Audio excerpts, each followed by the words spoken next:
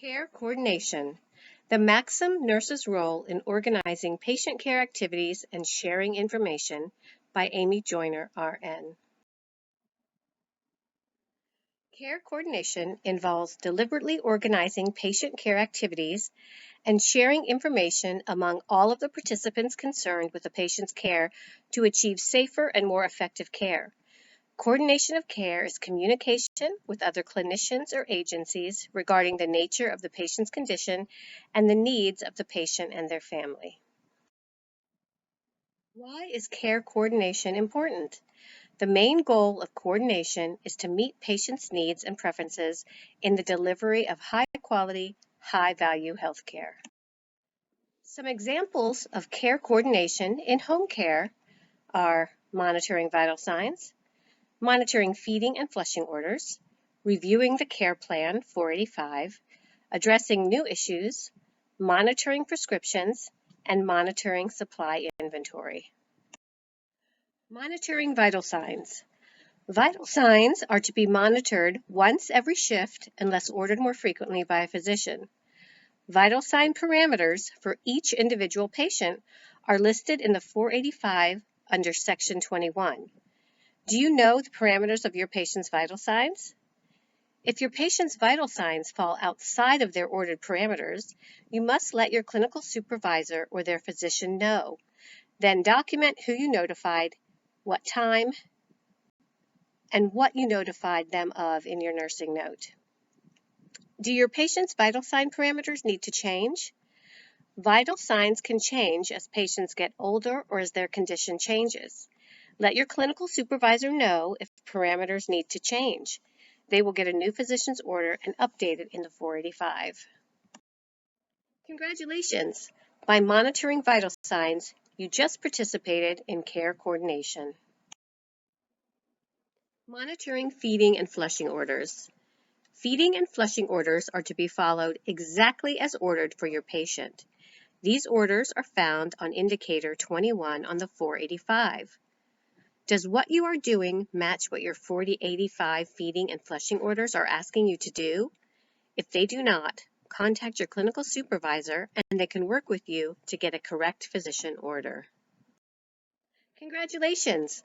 By monitoring feeding and flushing orders, you just participated in care coordination. Reviewing your patient's care plan, 485. Care coordination involves knowing what is in your patient's plan of care, or 485. You should review it often, especially every 60 days when a new 485 is sent to the patient's home. Is your patient's 485 correct? Do any updates or changes need to be made? If changes or updates need to be made, you must let your clinical supervisor know right away. They will work with the physician to get it updated. Congratulations! By reviewing the care plan 485, you just participated in care coordination. Addressing new health issues. A change in condition for your patient can arise at any time. You need to know what to do and who to notify. Take care of the issue first. Make sure your patient is safe and well. With any new health issues, please notify your clinical supervisor so she can work with you to obtain physician's orders as needed and to update the 485. You may also notify the patient's physician as indicated.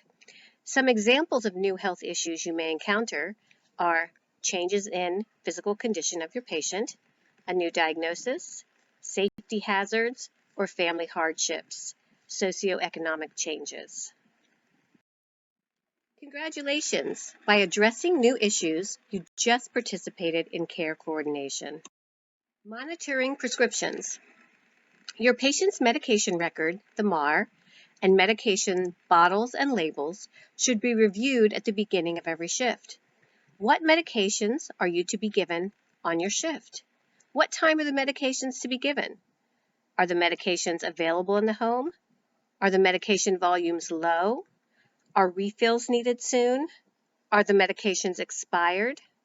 And does your family have the right information about the medications? Educate your patients and families on their medications, uses, and side effects. Let your patient's family know if prescriptions are low, not available, or expired. Call the pharmacy to reorder or ask the family to reorder. If medication is not available in the home, you must let your clinical supervisor know immediately. They will notify the physician and determine what needs to be done next. Document in your nurse's notes about the medication issue that you've notified your supervisor and the time of notification. Medication errors. A medication error is defined as any preventable event that may cause or lead to inappropriate medication use or patient harm while the medication is in the control of the healthcare professional, patient, or consumer. A medication error can cause great harm to your patient. A medication error can cause disciplinary action by the State Board of Nursing, civil, or criminal charges. When giving medication, always refer to the 5 rights of medication administration. Do you have the right drug, the right patient, the right dose, the right route, and the right time? Congratulations! By monitoring prescriptions, you just participated in care coordination. Monitoring supply inventory. At the beginning of every shift, you must check all your supplies and equipment. Do you have everything you need? Are your supplies and equipment working correctly? Is inventory of your supplies low? Have you checked the expiration dates? Are there supplies that are not working? What supplies are missing? If supplies are low, you can either order them through the DME company or let your patient's family know so they can reorder. Check with the family first to see who would they prefer to do the ordering.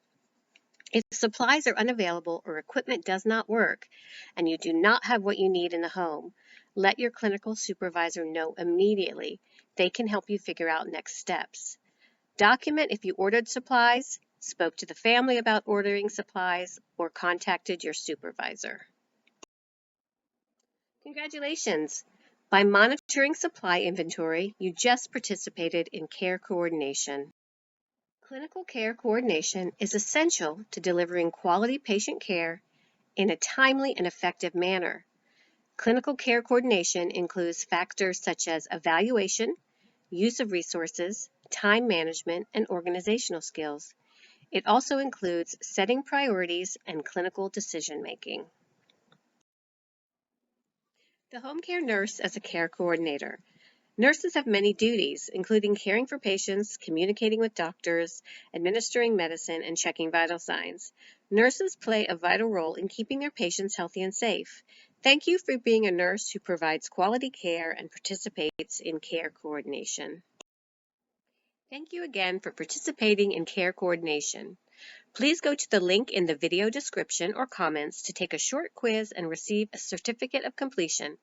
Thank you for participating in Maxim's Video in-Service series.